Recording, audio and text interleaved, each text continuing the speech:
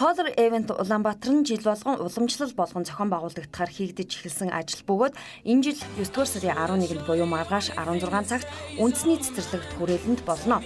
Дэлхийд даяар Color Event-ийг олон төрлөөр олон иршилтэйгээр зохион байгуулдаг бол Монгол улсад согтууруулах ундаагүйгээр гүйж, бүжиглэж, дуулж гэр бүлийнхээ хамтаар оролцож болохоор зохион байгуулж байгаамаа.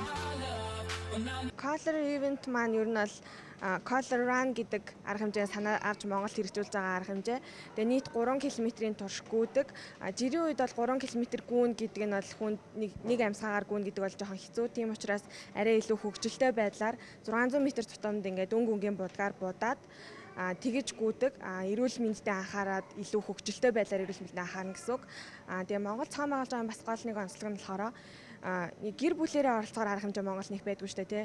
Хүүхэдтэйгээ, найз нөхдөдтэйгээ, ажлын хамт олонтой бөөнөрөө тийм оролцох арга хэмжээ байдгүй.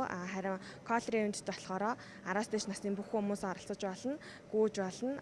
Гүйлтийнхаа дараа бас after party байгаа. Дуулж болно, бүжиглж болно, хамтлаг дууч дээр нь DJ байна. Тэгээ эдгээр маань бүгдээр ямар ч нэг алкогол зарахгүй. Тийм учраас 10-аас дээш насны бүх хүн оролцож болно гэдэг нь тийм. Мэдээж өнгөнгийн будгаар шүршүүлэн гүйх мэдрэмж оролцогчдын хувьд шинэлэг сонирн байх нь ойлгомжтой. За үзэгч та энэхүү арга хэмжээнд оролцохыг хүсвэл чихний бөглөөтэй ирэх ба тасалбар авч будаг нүдний шил футболкийг өмсөж ирэх нэ. 2015 онд анх зохион байгуулсан Color Event-д 1000 гаруй гэр бүл залуучууд оролцож байжээ.